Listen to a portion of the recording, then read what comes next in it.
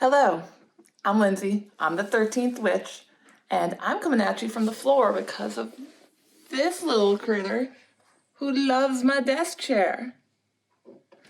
And her comfort comes before mine, so. Misty, I hope you like my chair. So, we'll see how this goes from the floor. There's a lot of direct light in this apartment, so let's see if this works. At least you can kind of see my altar, which totally is, it's not fully set up yet, but I love it. Got this really cool lamp from an artist I went to college with named Ben Yellen, I believe, but he's great. Anyway, here we are, altar. Cat's comfy where she is, and I just won't go into this area because, So, I'm gonna stay in my little dark shadow and maybe like shift around into different shadows. We'll really see how this goes, okay? Okay, we're together on this. So just a little background on how I came up with this spell or why this spell even exists. When I do witchcraft, I look around online. I'll Google around statements like spell to get a house, spell to seal a deal, spell to help you get a home. And you'll find stuff. Some of the stuff I like, some of the stuff I don't like often, and this is just for every spell in general. I had originally been planning on buying something, which is very much not like me. But then I left my job and I was like, honey, you ain't buying anything. I originally wanted to buy the House Witch Home Spell Kit for helping you find a home. And then I was like, no, that's not going to happen. I do not have the $45 to spend on a one-time spell. And more importantly, I was moving out of state during the pandemic. So I ended up in a hotel in a shutdown city. It's a small city. With no way to go out and get stuff. It wasn't like I could go to the grocery store and get herbs that easily. I don't want to go to the grocery store if I don't have to. Or I can't go to Target and get stuff. At one point, I found a spell that was like, you need to get an octagonal plate for one. It should be silver. You're going to need a bunch of different spices from India. And I was like, no, For one, I do not need that stuff. People have been doing folk magic for hundreds of years with just stuff around your house. People just, I think these days, get caught up in the capitalism of witchcraft, which is almost a form of gatekeeping in a way. Magic is accessible to you no matter what. We're going to help make it accessible to you. And that being said, if you don't have an ingredient in this video and you're like, shit, what do I do? I don't know, let's brainstorm, comment, and let's figure it out together. So, everything I'm going to tell you to do here is so accessible that I got it for free from the hotel coffee bar in the lobby. We are working on ground level ingredients here. You can get this. You probably already got this. That's the great part. Most folk magic done by great grandmothers in Italy and of Hispanic descent, they used what was in their house and around their small towns and villages. They didn't have Amazon, they didn't have witchcraft shops, and they didn't need it. It worked great. You can make this work. We're gonna get sugar. Doesn't matter what sugar. I literally just poured white confectioner sugar. All of it, by the way. I took all of the sugar. It was the afternoon, keep in mind, so it was like half full. You're gonna use a cup. I used a paper cup, just like one of those crappy disposable paper cups. You're gonna need either coffee or cinnamon if you want this to move fast. My partner had made himself a cup of coffee, so I was like, I just need a little dash of that. And then you're gonna need a key.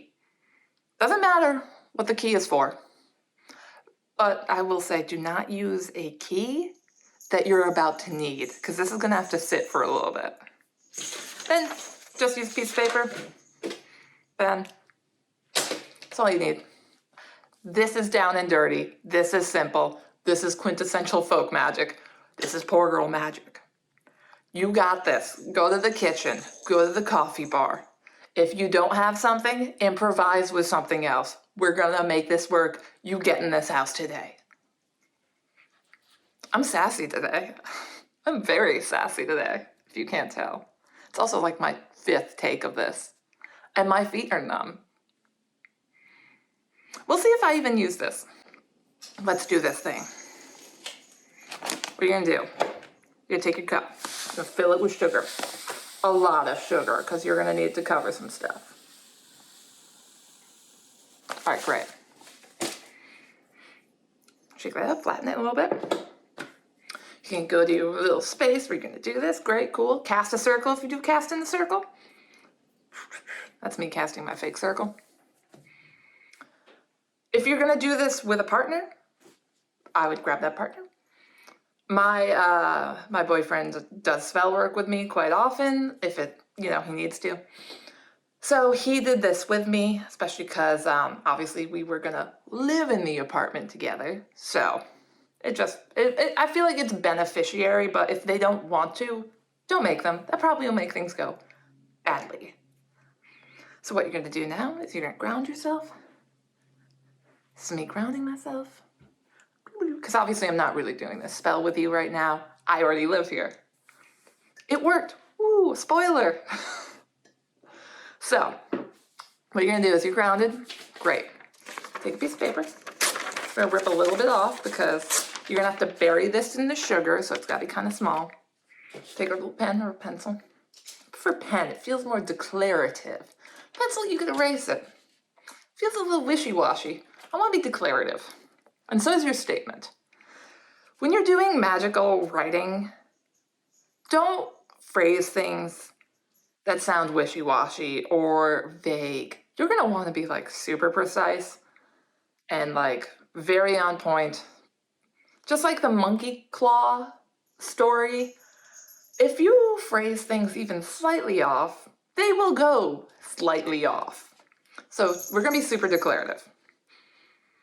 I would do something, I think I did something like partner's name and I, with Misty, will live in street address. Something super declarative. Like, there's no ifs, ands, or buts.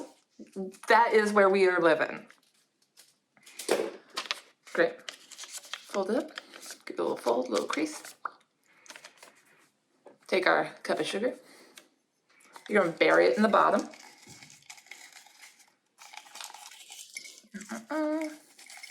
Really get that in the bottom. You want it covered.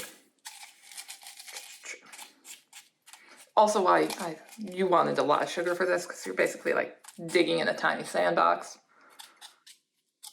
Right, we're all covered.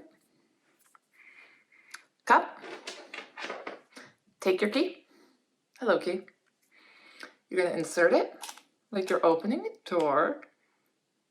And what you're going to do is you're going to turn your key 3 times clockwise, or you can do it in counts of 3 if you want to do it more like a chant. You can get into the rhythm of this, make this a little more meditative if that's what you feel like. What you do, while you turn your key, you're going to say your declarative statement out loud. So, partner name and I, with Misty, will be living in street address, because I'm not going to tell you my street address. We're not that close yet. So say that 3 times while turning your key around. Great. Now take your key and bury it in the sugar with your note. This is why you need a lot of sugar. Sorry, anyone who tried to get like a light and sweet coffee from the coffee bar when I was done. It went to a good intention. It worked out well, sorry. Great. And now for the optional part. I don't like waiting. In this market, I felt like having a slow burn spell was like a bad idea. And a lot of times in spell work, you'll see people say use cinnamon to make things go a little quicker. The coffee bar didn't have any cinnamon. So what I did was I took the coffee my partner was drinking, because he actually made a cup of coffee while I did my weird ransacking, which I'm sure the person behind the front desk was like, man, that girl likes a lot of sugar. So I took his coffee and I was like, let's give this a little splishy splash. Because if coffee makes me go fast, why wouldn't it make my spell go fast? Then you let this sit. Don't touch it. Really hope you didn't use a key that you're going to need anytime soon, because that's not going to work out. You got to leave it. You're going to leave that until the spell is done. So for me, we were like, okay, great. We can't really do anything. Let's go walk around in the empty area, because it wasn't a city. You're allowed to go out and just like walk. Don't worry. We weren't like breaking pandemic protocol. We're also fully masked and everything. So you're gonna let that sit. What happened for myself was that I was told we would hear back the decision the landlord had made by like either late that night or early the next day. Instead, we heard back in 2 hours and they're like, hey, great, you got it. We were like, ugh. That was it. It worked out great for us. So I really hope this works for you. If it doesn't, let me know. For one, always want to know how the spells work. 2, maybe that house wasn't meant for you, which is fine. That happens. And just keep looking. Don't give up. Just gotta keep looking. You'll actually probably find something better for you in the end. And also, once again, don't settle in this housing market. So many people right now feel very pressured. There's a lot of high pressure tactics going, being like, well, if you don't decide today, someone else will take it. Well, maybe someone else should take it then. If you are not like, oh my God, this is the place, then don't settle for it. Don't be like, I feel lukewarm about this place. I might spend the next decade or the rest of your life or even just a few years. If you feel lukewarm about it, maybe just wait and see what happens. But either way, if you do the spell, let me know how it goes. I'm very curious. Thanks for watching. Like, subscribe, blah, blah, blah. Thanks.